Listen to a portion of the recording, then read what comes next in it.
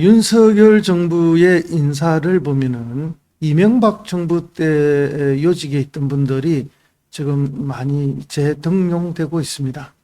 근데 그때 유능함이 검증되거나 국민들로부터 찬사를 받아서 재등용이 된다면은 우리가 아무 문제 제기할 것이 없죠.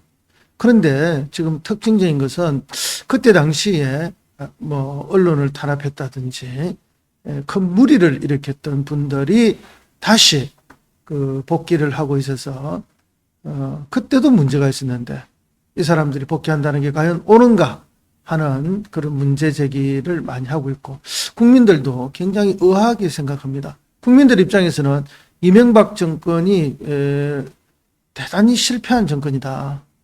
국익을 추구하기보다는 사익을 추구했고, 또 이명박 정권에 참여했던 주요 인사들의 당시의 행태도 자유민주주의 기본 원칙에 부합하는 그런 일들을 한 것이 아니라 자유민주주의의 원칙을 훼손하는 그런 일들을 많이 했던 것이 아닌가 해서, 이미 평가가 끝나고 흘러간 물들인데 다시 돌아와서 물레방아를 돌린다고 하니 있을 수 없는 일이 반복되는 것이 아닌가, 그런 측면에서 걱정을 많이 하고 있습니다. 이동관 씨, 여러분 다 알고 계시죠? MB 정권에서 홍보수석을 했습니다. 홍보수석을 하면서 지금 우리 생각을 해보면은 그때 제일 큰 사건이 이석희가 맞나요? 손석희죠.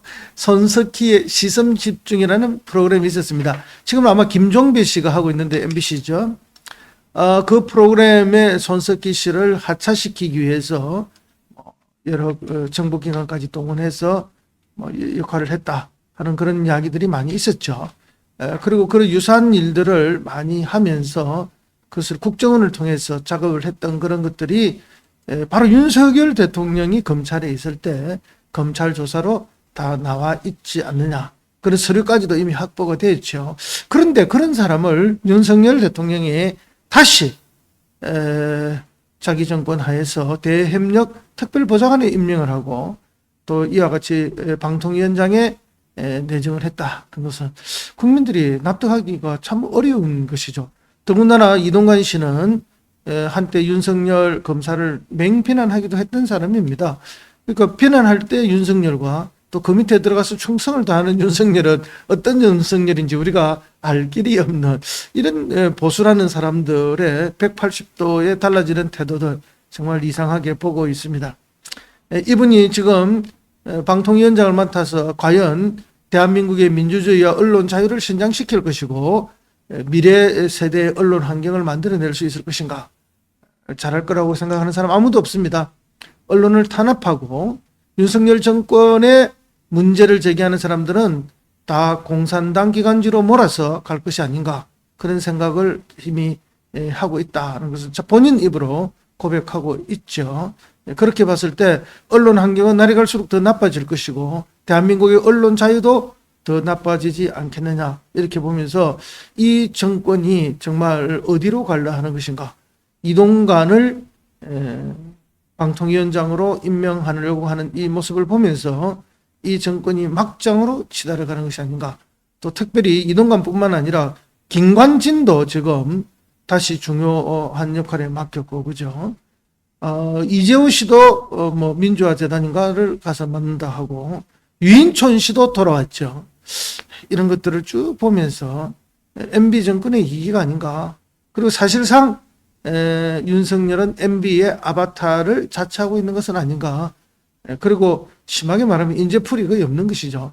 검사들 데리고 나와서 곳곳에 포진시키고 그걸로는 도저히 대한민국을 이끌 수 없으니까 중요한 정치적 역할을 해야 되고 또 입장을 가져야 되는 곳에는 전부 MB 시절의 사람들을 다시 다 소환해서 지금 쓰고 있는 거 아닙니까? 교육부 장관도 마찬가지고요.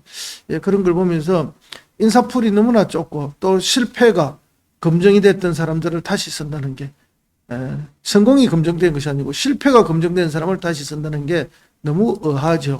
이런 말이 있다고 합니다. 사람은 고쳐 쓰는 것이 아니다. 왜? 고쳐지지가 않기 때문이죠.